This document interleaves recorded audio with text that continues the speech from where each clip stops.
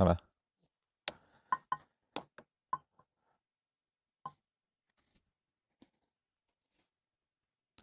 下午好啊，欢迎同学们。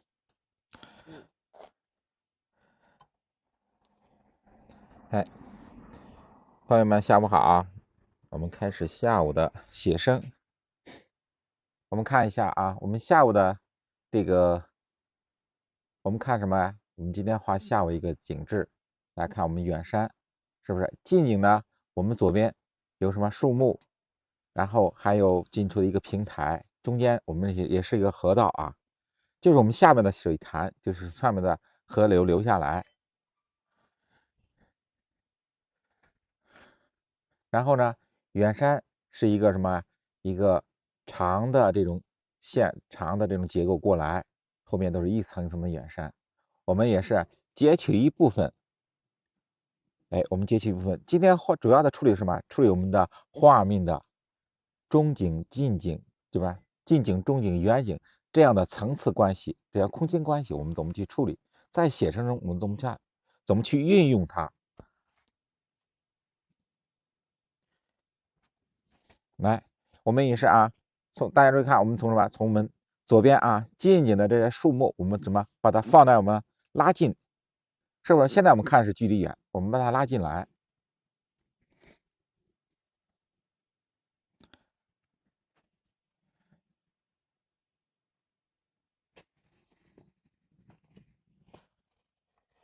拉进来以后，我们什么？主要处理啊，那是一组，它什么3棵树，我们把它处理成什么2棵。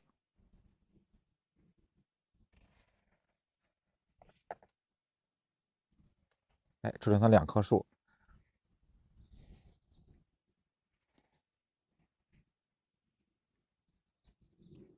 这个注意什么呀？我们注意它，如果是我们的画成什么，它的树的组合的话，是不是？它就需要我们把树叶要有变化。我们昨天呢，它是1棵树，对不对？你不用注意它的树叶的变化。你看，如果有了2棵树，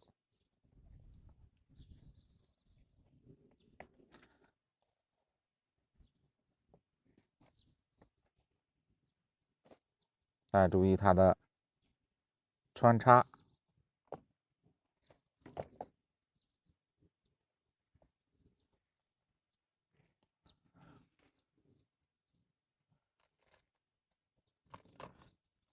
来，同学们好，我们这画板是多大呢？60×60的。来，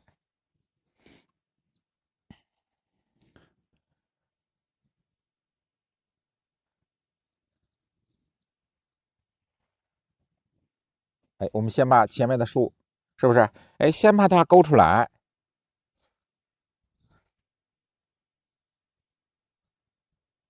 勾出来以后，下面啊，我们先把前面我们处理成什么？处理成点叶的树形啊。我们用圆点点出来。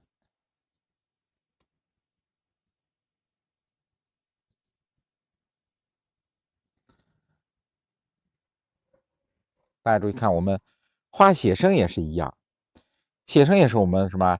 是我们来锻炼我们的笔墨的关系，也是啊，锻炼我们的笔墨关系。也要注意，用笔的线的变化，还有我们墨色上的浓淡干湿的变化。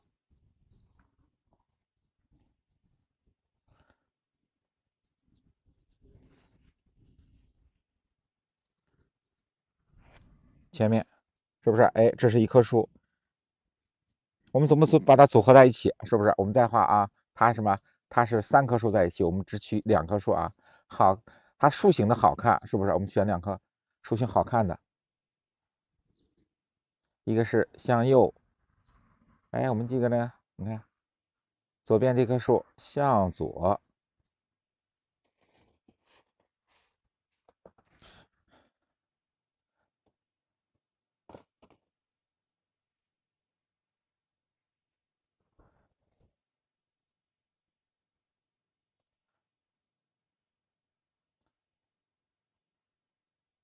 穿插变化。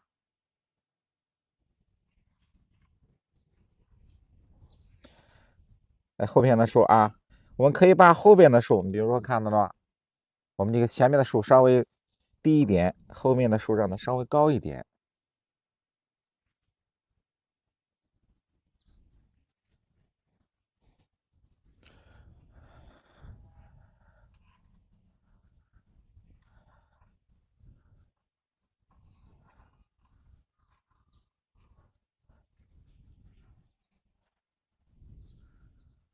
我们画的数呢，看，让它有个形。好，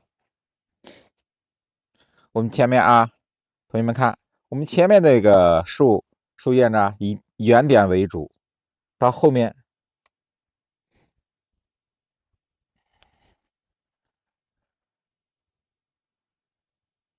哎，我们用什么？用横点。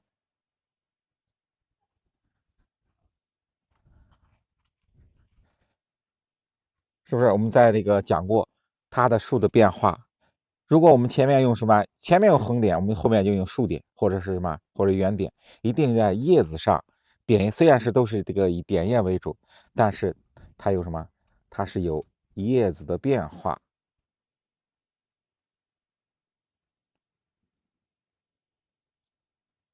一定要注意。虽然我们是点叶的时候，它也要不同的叶子把它变化出来。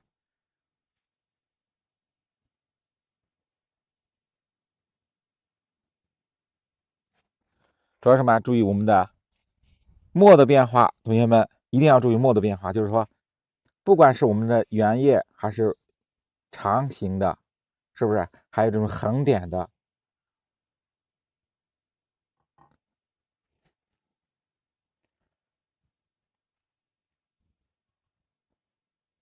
啊，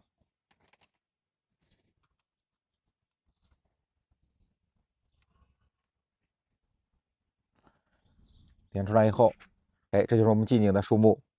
完成以后，同学们好，同学们好。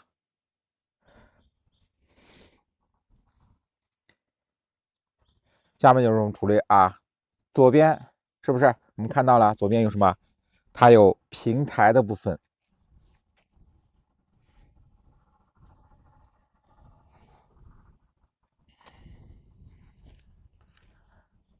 过来，先画前面的，它近处有一个大的石块，哎，我们先把这个石块处理出来。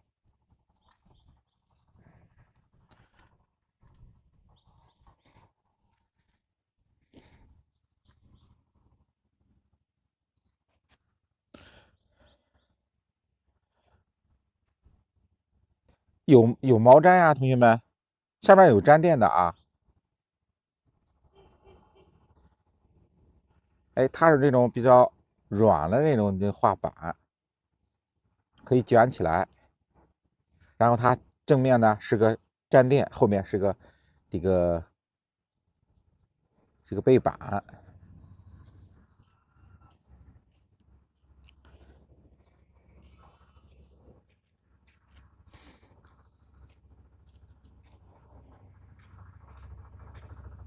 哎，我们把近景的山石先画出来。来，我们处理看，同学们，我们处理平台的位置啊。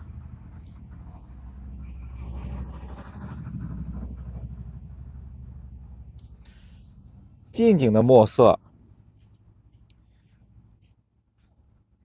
来，稍等一下啊，同学们，稍等一下，我把这块啊，把平台我先勾出来以后，我们再看实景是什么样的啊。来，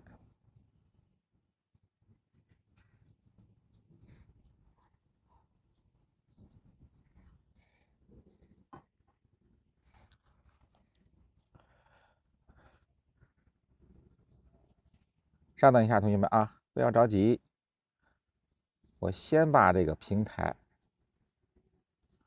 我先处理一下。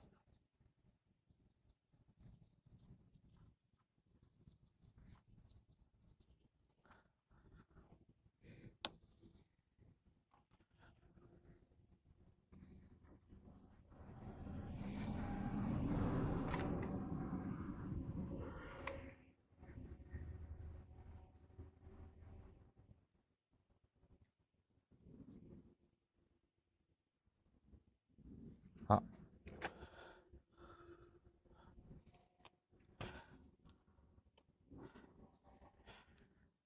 下午好，下午好啊，同学们，来，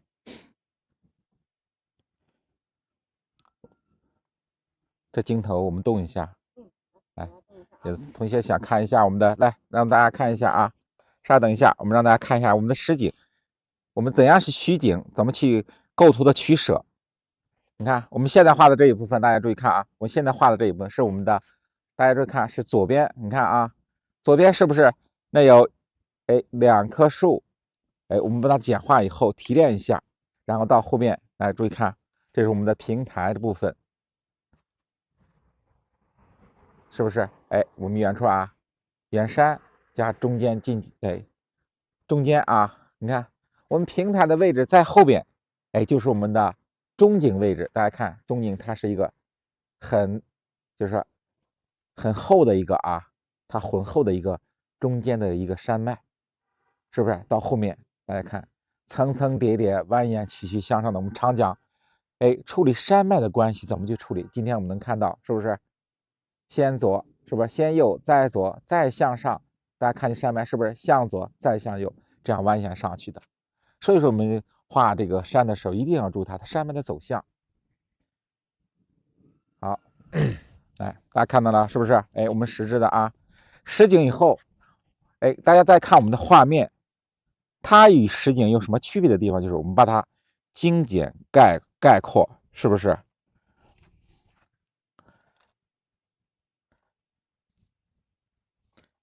好，然后还有记住啊，我们左边完成了以后，需要什么呀？到后面我们先把整体的山脉完成。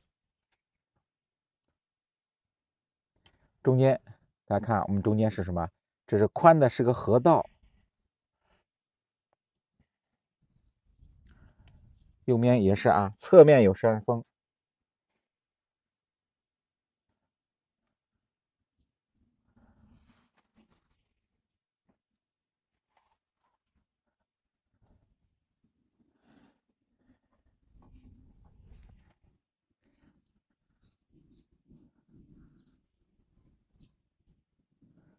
我们写生也是什么？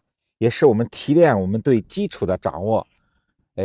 掌握到什么程度？因为什么？我们在写生的时候，我们看到的山，它不是说单一的，就是我们今天看到的。你看，它不是单一的，就是我们的整个大石块，它会包括一些丘陵啊、平台呀，是不是？就需要我们用不同的皴法。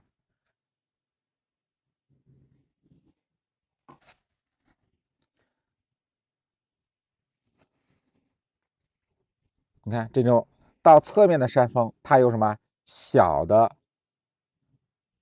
丘陵的状态，我们就用什么？用一点这种线去把它表达一下。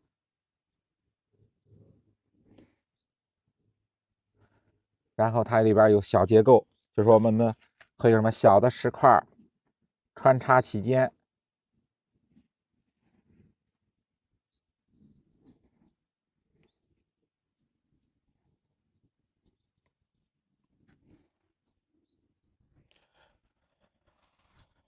对，精简概括，我们写生就是精简概括，是不是？我们要取舍它的画面，不能说我们大家有时候看，我们到山里边一看，哇，这么大的山，我们怎么就把它画出来？我想需要的，本来我就想需要这一块，但是它画面这么，我们满眼看的东西特别丰富，就要学会我们想要什么，需要什么，我们把它拿过来，我们放到我们的画面里边，好多就是杂的东西不适合在我们的画面出现的，我们把它抹掉，是不是？删除精简，在我们的河北石家庄，我们平山啊，平山的天桂山景区，它也是我们什么太行山很明显的这种特点，有太行山明显特点的这种山形。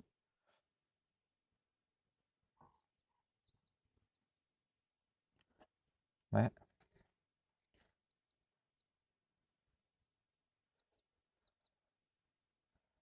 下来延伸，你看到下面啊，到下面就是我们的山脚。河流，是不是？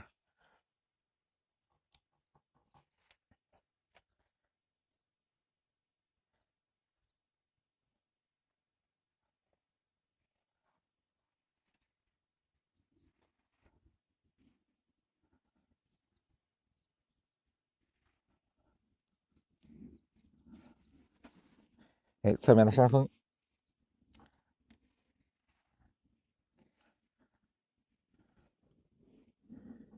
大家注意看，我们左面啊，左面或右边的山峰，是不是要产生一个什么？产生一个相对呼应的，哎，这种穿插关系。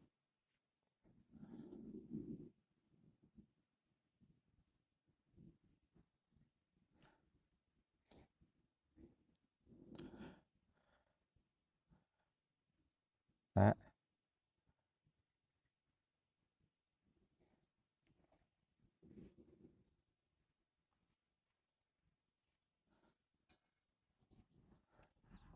好，是不是？哎，在我们的右边，是不是？你看，我们左边的山石向右去延伸，它中间有什么？哎，是空白的啊，它空白的。我们左边的、右边的山峰，哎，向左去延伸，形成一个，哎，大家看，是不是形成一个河道的区区的变化？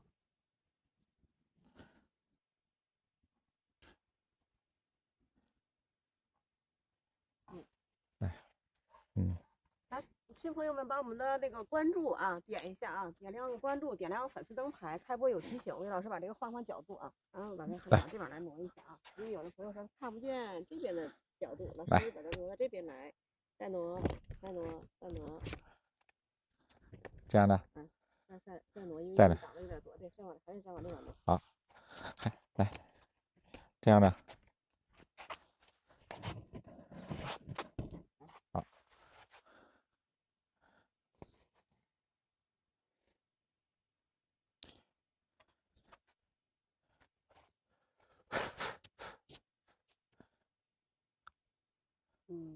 等等啊，看一下，给大家再挪一下啊。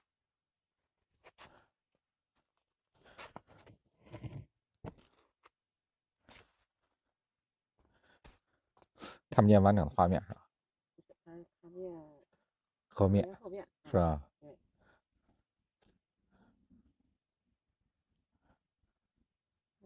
要不也不行。它不要上午，咱们因为上午画的是个高处，对吧？对，这个正好这样画的是个挡住了。对，是个偏一点什么俯视的那种效果啊。对。我们常讲的话，这就是一个，可以这样往矮一点，咱们这个架子矮一点呢。来，稍微的降，稍微的降一点。哎，对，降一点，好。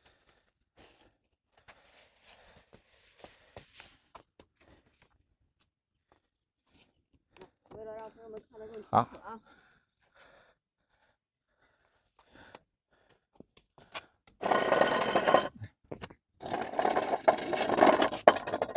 这个高呢？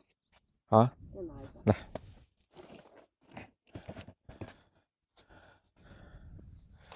这样看看，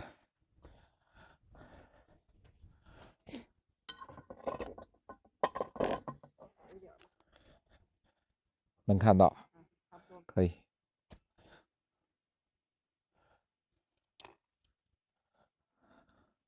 好，来看啊，大家注意看，我们看远处的，是不是？哎，我们右边的这个小山坡下来，就是我们现在处理的这一块啊。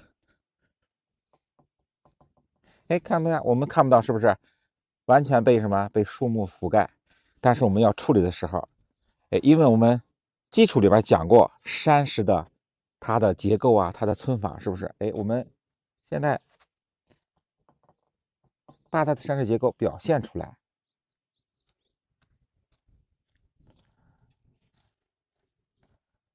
哎，上面我可以覆盖一些植被，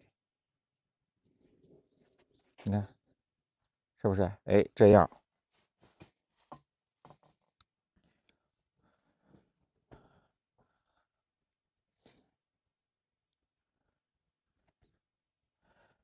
好，来看啊，我们把右边的这个山脉、小山峰，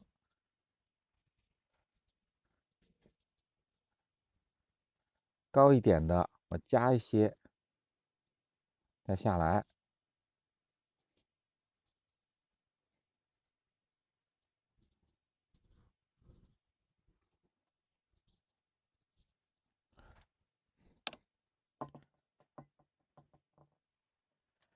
我们主要是在景点，大家注意看啊，我们主要的景致啊，还是安排在什么？我们的左面位置。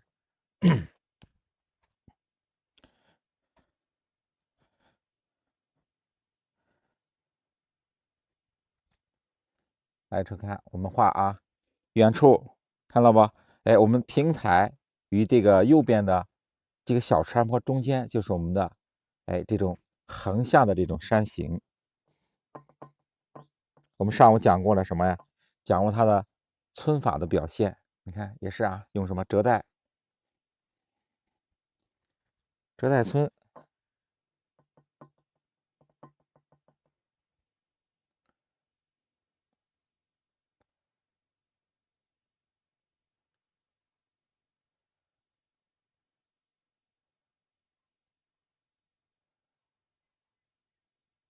注意我们折带皴的用法，竖线是不是？哎，竖线加横线。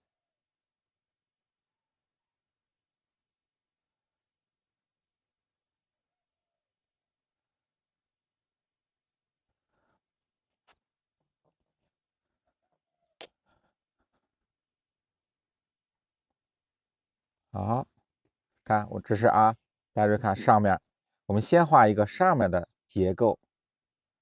你看它的山形是怎么组合在一起的？过来，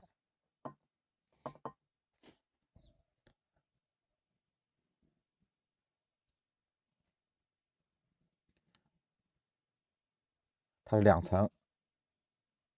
我们很多啊，在我们这个写生这个山里边，我们天贵山这一带，它这种山石形状很多。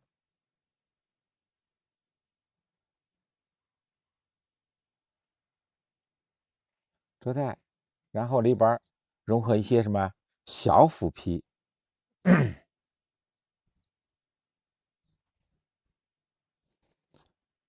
哎，融合一些小腐皮。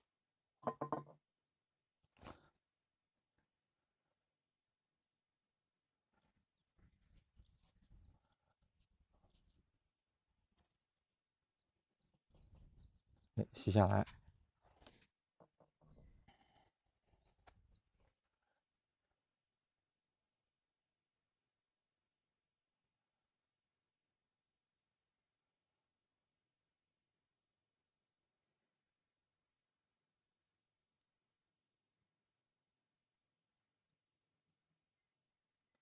来看，再往后面，它是一个什么？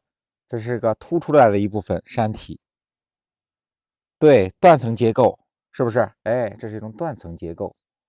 然后它是一个凸出来的一部分，所以这一块我们要把它的山石这个结构啊，哎，要勾得清晰一点。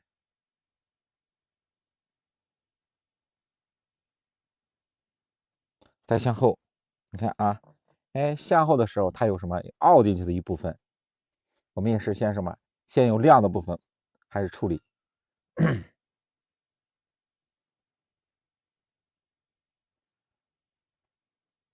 来，注意看横线是不是？竖线，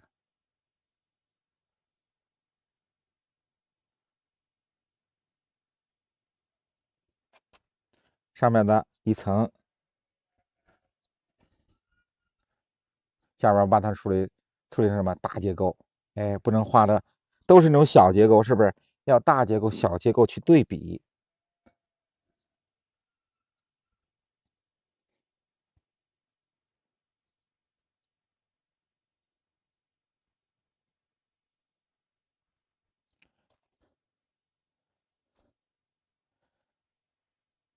画的是我们太行山，也是啊，画到太行山这一边，我们平山的天贵山。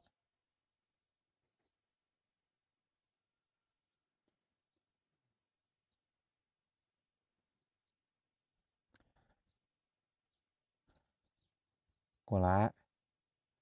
你看，我们把鼓起来的地方，是不是？哎，我们现在凸出来的地方，哎，我们把它勾的清晰一些。然后暗部的结构，大家注意看，暗部的结构，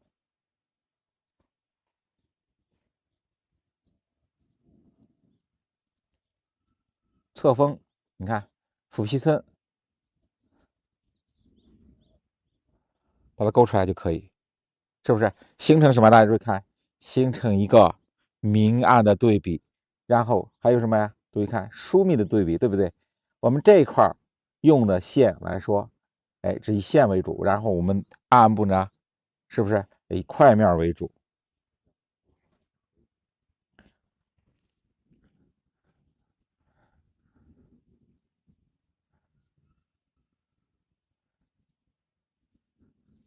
上面我们的植被也是用什么呀？用侧锋淡墨把它画出来。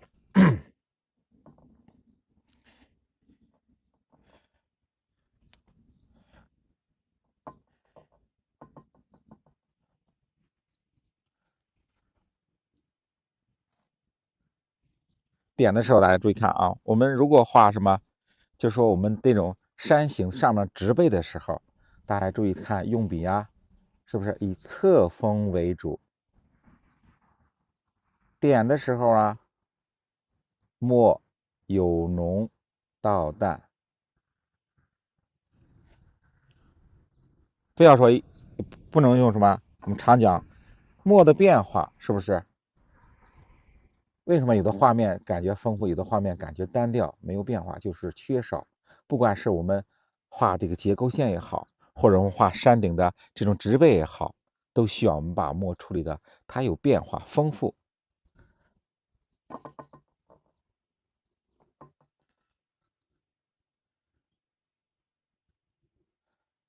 向后，你看，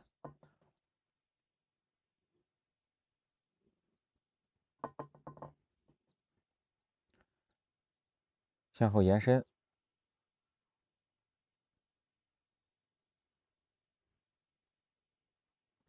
竖线、横线，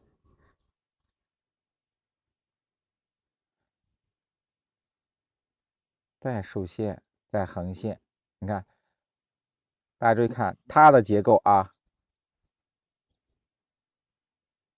我们折带尊是不是？哎，一直强调折带尊的变化是什么？你看，竖线下来，横线过来，竖线下来，哎，横线过来。不是的，是河北的，河北石家庄，河北石家庄的天桂山。大家有没有知道这个我们平山很著名的一个地方叫什么？西柏坡。同学们有没有知道的？有知道的，我们打一个有。同学们，西柏坡，同学们能不能听说过没听说过？应该都知道，对吧？应该都知道吧？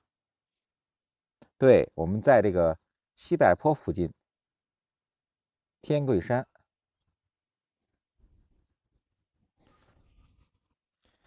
是不是都知道？是不是？哎，就在我们的西柏坡附近的啊，一个天桂山。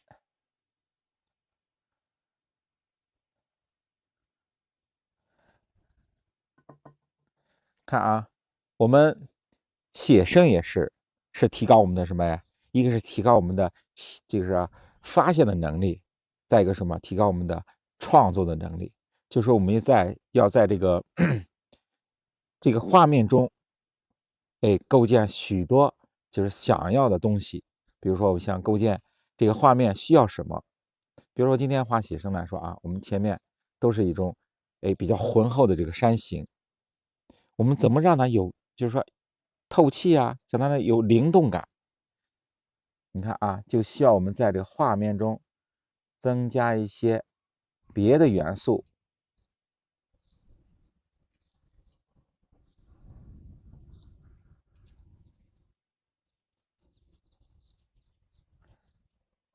你看啊，山形，我们不要说你画到的、看到的，对不对？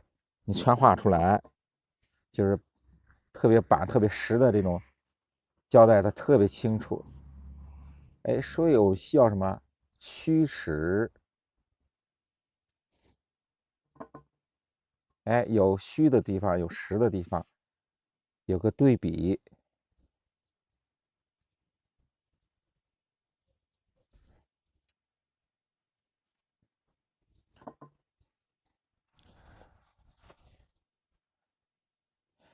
看，我们把什么呀？把两个山中间啊，对不对？这是中间的，我们看到的那种横的那种山形。哎，你如果我们画下来，大家感觉是不是？我们把这个三个山，你把它连在一起，是不是觉得整个画面，哎，就有一点太满？我们种画讲究什么？留白。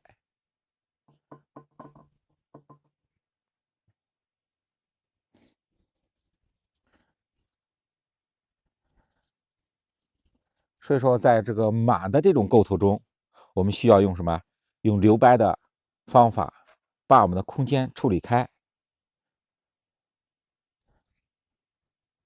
哎，我在这个中间，大家看啊，我们在中间这个河流转弯的地方，我加一点。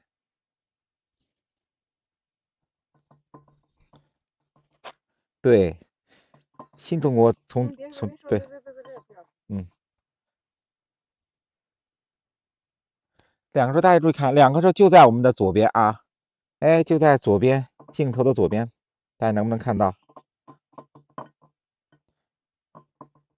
对，所以说我们写生也是和我们临摹的时候，老师也是强调，哎，我们为什么画面要处理的有虚有实，是不是？所以写生的时候也要注意它的虚实的变化。来，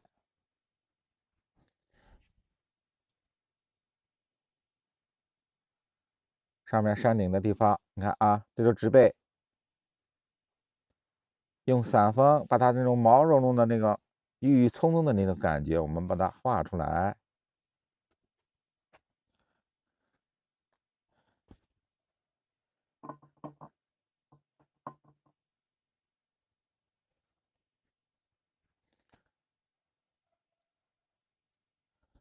到树后面，来注意看啊，我们的树是我们的近景部分，是不是？哎，近景部分，如果想让它和后面的树这个我们的山脉，哎，它有了空间关系，怎么去处理？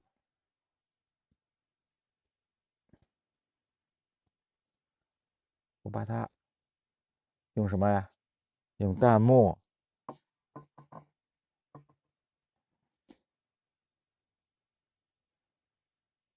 把它虚过来，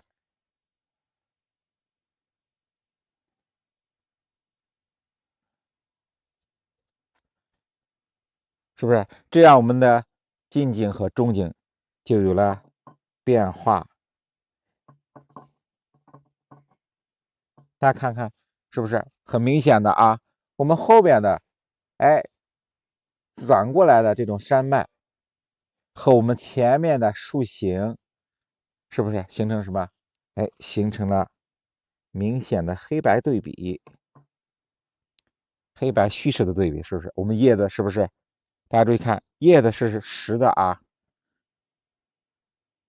后面我们的山峰就把它处理成虚的，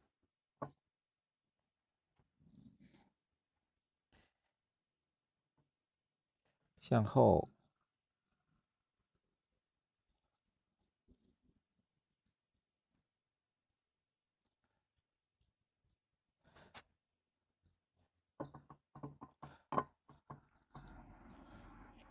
对，后面是啊，是有两棵，哎，特别茂盛的树，精简的都是我们需要一个是我们画写生意是什么？精简概括，一定要记住啊，精简概括，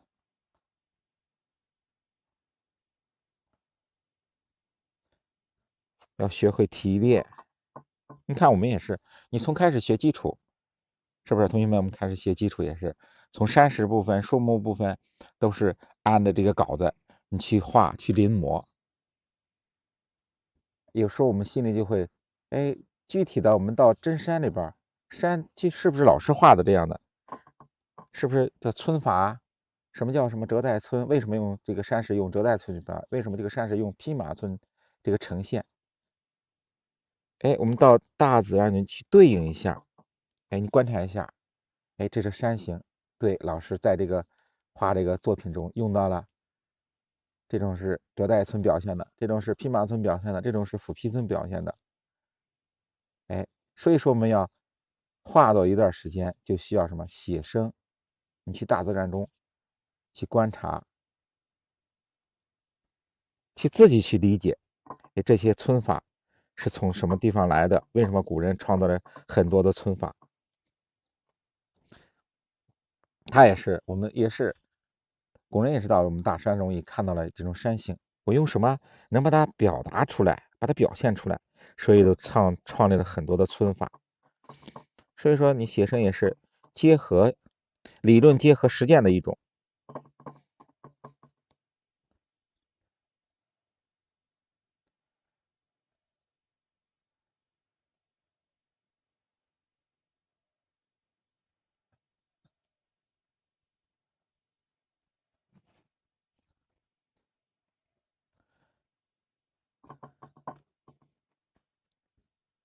山脚下来，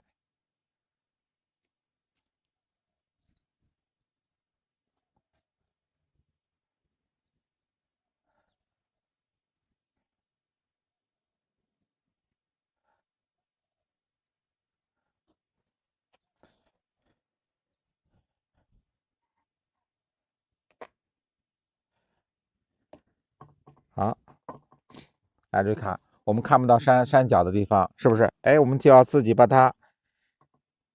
山这样画下来，因为我们能看到什么？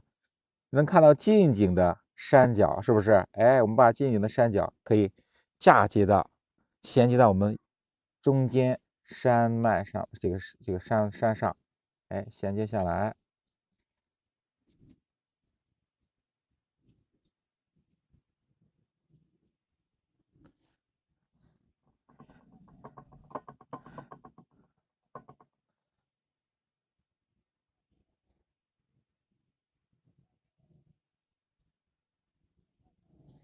到上面，你看啊，我们明显的啊，这个山石块的地方，我们就用什么？用折带。到山脚的地方就用什么？斧劈。大家注意看，是不是？哎，这就是折带与斧劈的融合。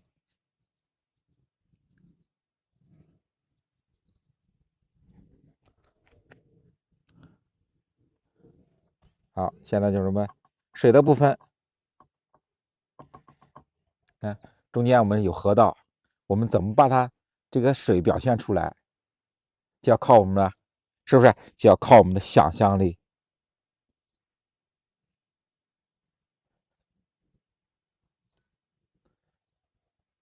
不用，我们在这个地方啊，是不是？大家看到了，是中间有是小树，是不是？哎，不用啊，我们在这个地方，我们再从别的地方我挪一些，哎，景致过来。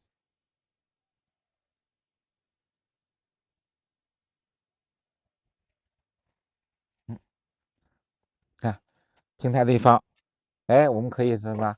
从我们近景的地方，哎，我帮他安排一个小房屋过来。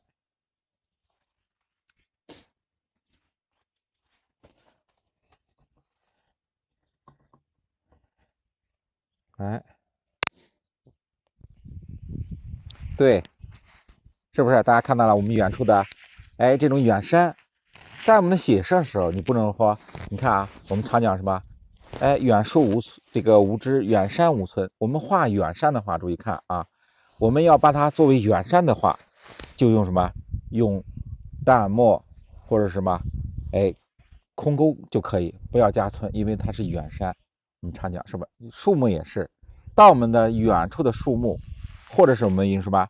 哎，泼墨的方法去把它点出来，或者是啊，比如说我们侧面的这个，我们可以用什么呀？我们上午也讲过，我们小树的哎画法，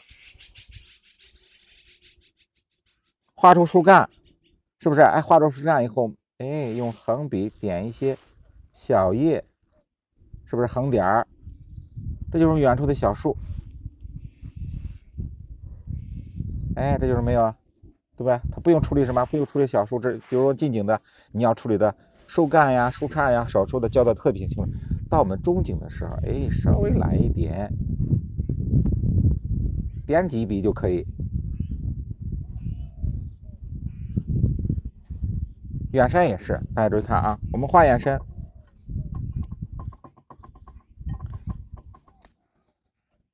来，我们先画啊，我们中间的啊这个横向的山脉画好以后，我们就看远山。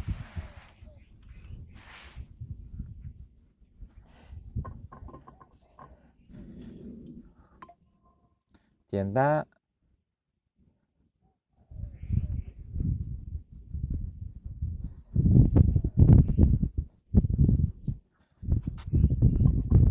勾一个大致的外形，哎，山形出来，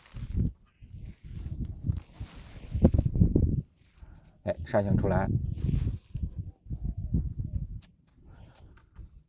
这就是远山。然后啊，大家注意看山顶的植被和我们前面有什么区别？哎，哎，用大墨点2笔，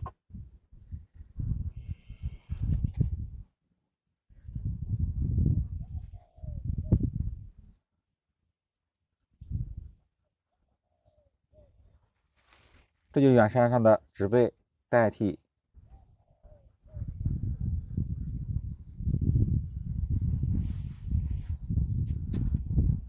这就是远山，是不是？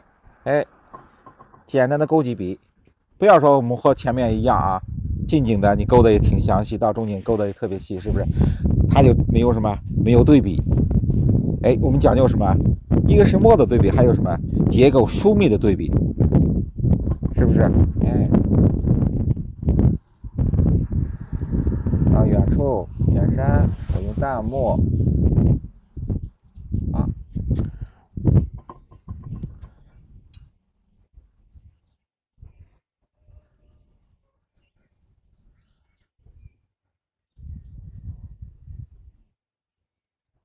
看，是不是？哎，把我们的这种模糊的外形把它表现出来就可以。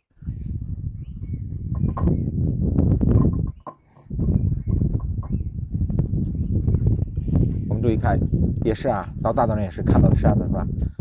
远看山都是有一个灰的啊，哎，那种灰色调，它的颜色和实质啊形同一体。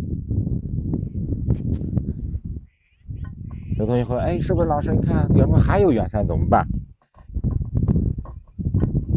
我们也有方法，来用淡墨，来注意看啊，用淡墨。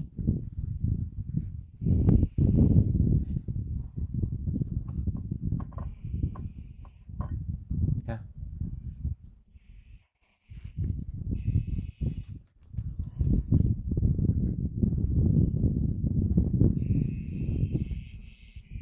注意什么呀？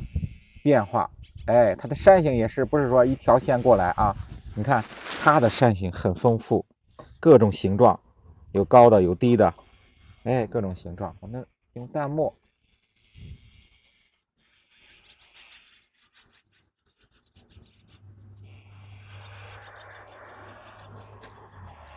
是不是？哎，这就是我们远处的远山，大家看，哎，用淡墨把它表现出来，看形成了。前面是不是？大家注意看，前面的线密，是不是？后面的是什么简？到后面就是以淡墨形成3个层次，它墨的变化、线的变化，由疏到密。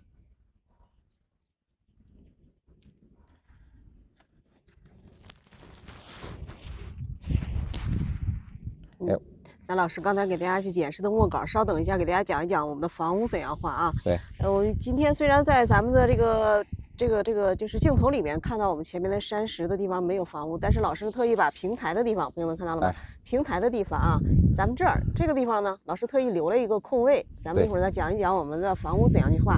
那那我们的新朋友们把我们的关注别忘了点上啊，点上关注，点亮粉丝灯牌，开播会有开播的提醒。那我们现在讲山水这个创作的老师呢，是我们的王伟平老师啊。老师呢画山水画了30多年了，功底也非常的深厚。这2天呢，我们是在画写生，在太行山给大家来讲太行山脉。那今天老师主要给大家去讲的一幅小景的一个创作啊，当然我们下面咱老师刚才也给大家讲到了，我们创作作品的时候，写生也不是说去完全的临摹，我们要有取舍。我们老朋友们、老同学都知道了，对不对？怎么把画面组织的更加的漂亮、更加的合理，这是我们绘画的目的啊。那我们自然界只是提供一个素材，我们的素材怎样把它们安排在一起，要靠大家呢前期积累的基础技法啊，然后我们去把它进行一个整理。对，然后一会儿我带大家看看水啊，这个是有水的，但是这边没有了，它因为那前面咱拦了一个小水库，一会儿带大家可以看一下。那我们老师呢，一会儿要给大家去讲一下这个我们的这个，哎，这边正好有点小房子，朋友们看到没有？对，来，老师给大家去讲讲啊，我们你看北方的房屋，就是咱老画小方块，是不是？因为它就是这样子啊，你看是不是？哎，我们北方的房屋是吧？你看房顶是不是平的？哎，特别是吧，方方正正。你看房屋，它房顶啊，它的墙啊，它的窗户是不是都这种比较方正的一种结构？这样的房屋，所以我们画北方的房屋和我们南方的房屋有区别，对不对？哎，南方是什么七级的房屋带瓦，我们北方都是那种平顶的。我们可以把什么？哎，把我们看到的这近景东西，哎，我们可以是吧？哎，挪过来，是不是？到现实中我们挪不过来，但是我们创作的时候，是不是我们就用神奇之手，哎，把它挪过来，很方便，就是增加我们的画面的这个意境，是不是？哎，我们也有个主体的这种这个意境在里边。来，稍事休息，我们接着啊，哎，接着画，我们把这个小房子，哎，我们挪到画面中。还要注意什么，同学们啊？哎，我们根据什么画面的需要，我们看到的小房子是我们近景的，是不是？哎，近景的房子我们要画的画面来说，肯定觉得就我们的比例是不是就不协调？所以说要根据画面的需要，哎，我们把小房子比例，你看啊，放小一点，它这个房屋的这个，哎，它房屋的这个构造，大家可以看。想一下，哎，我们过来，你看，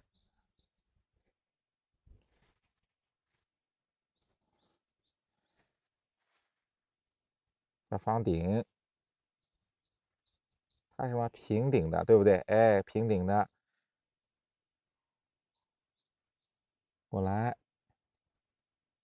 哎，也是什么？大家注意看，也要把我们的，哎，虽然我们是平面的，它这个前面顶是平的，但是也要把什么侧面山墙和正面结构，哎，我们把它勾出来，这样不就是什么？哎，这个房屋就有了立体感，是不是？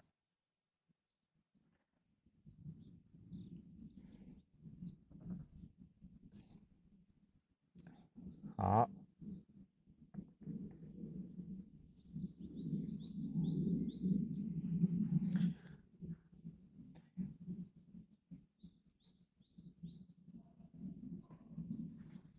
小房屋，你看这样的结构。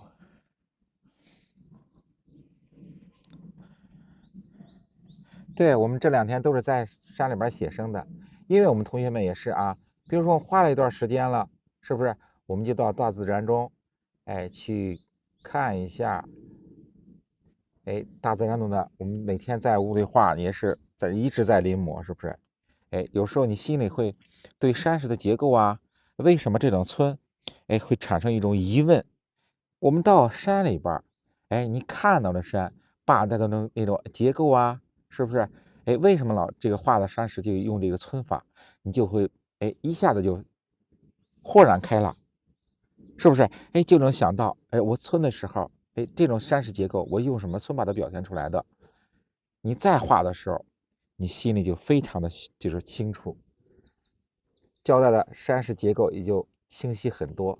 很多同学也是啊，有的时候就是说，哎，老师，为什么你画这种山形，为什么用这个折带村？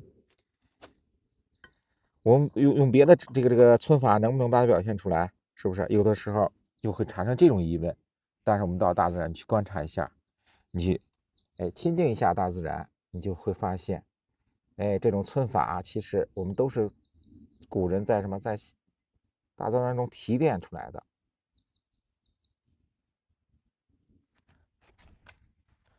好，来后面也是啊，我们在这个近景的这个房屋后面也有什么？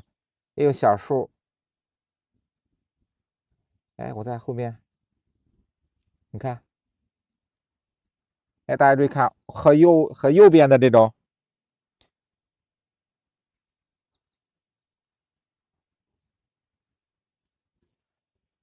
我们把它简化，大家注意看，是不是？我们画的这个竖线能不能看出来？是同学们，能不能看出来？这是我们讲过的，画什么？画树丛的时候，这种简略的画法，我们上午的时候也画了小树丛。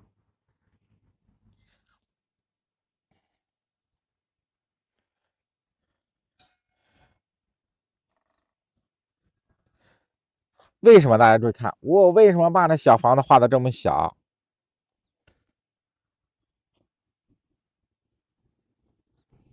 我们讲什么呀？讲一个是比例，比例的问题。再什么对比一下？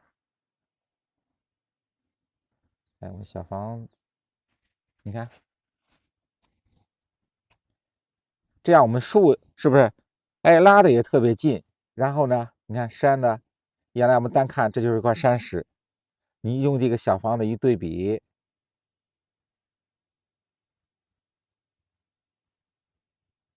这就是一个高的山峰。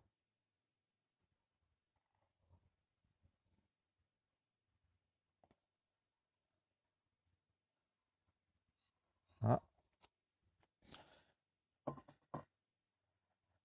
侧面，把侧面用干笔呢，我擦它一下，稍擦一下，因为我们这个太行山那边它的这个房屋啊，都是什么？都是那种砖制的，还有什么以土为质的，好，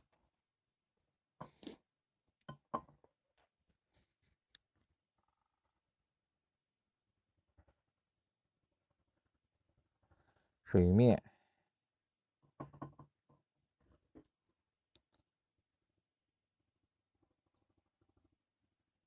它有很多什么，很多浅滩，我就什么用淡墨啊，用淡墨把这个浅滩画出来。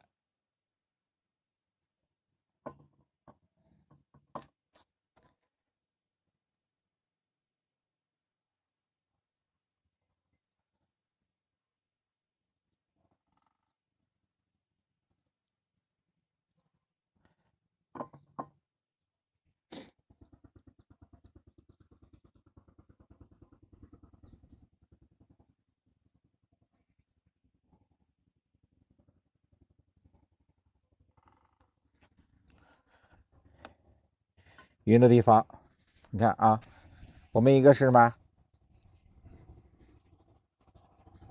左边树后面，这是什么？我们要把它处理成虚的地方，形成一个对比。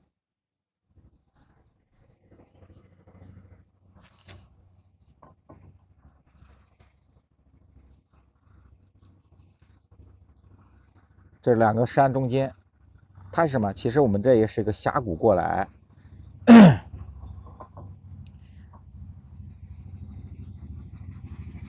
为了和前面啊，为了和前面的这个山石结构形成对比，我们也是把后面，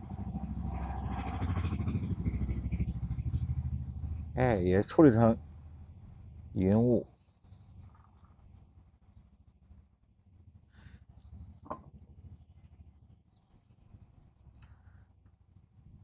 是不是？你看同学们，我们在这个你看那个现实的景中，它是没有云的啊，我们把它加了以后，大家注意看，是不是比我们的现实中的景致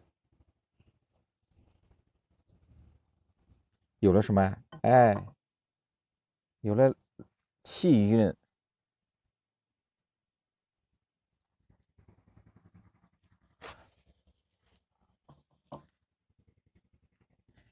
我们暗部的，你看啊，我们看不是？哎，这2块山石中间的暗部结构，哎，把它加深一下，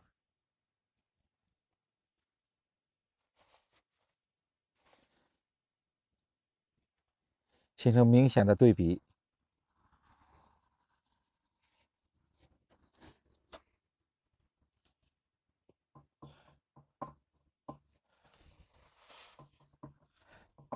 好，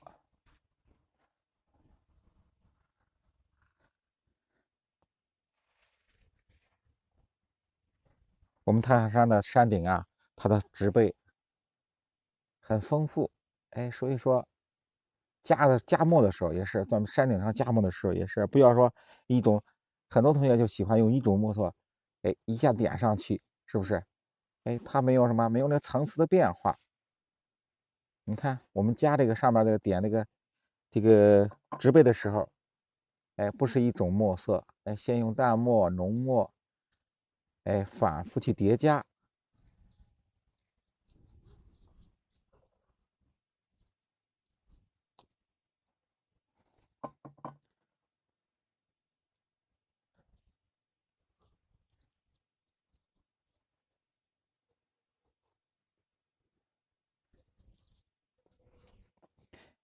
我们不能说，哎，我学个基础，学学作品，画画小品，哎，我就算，哎，觉得很满足，是不是？哎，你看到后面一定要什么？哎，去写生。